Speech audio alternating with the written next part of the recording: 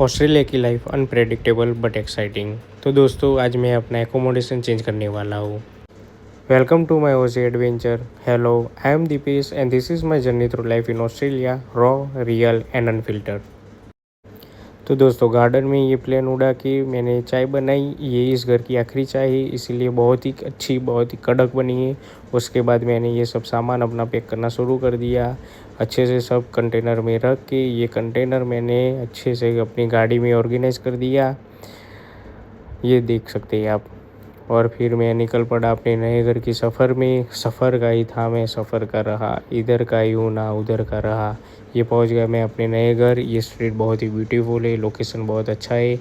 चलिए आपको दिखाता हूँ मैं अपना नया घर। ये एंट्रेंस, ये हमारा गैराज, ये वॉशरूम और ये लॉन्ड्री स्पेस, ये लिविंग रूम और ये हमारा किचन और फिर ये हमारा बैक यार्ड। चलिए दोस्तों मिलते नए वीडियो में।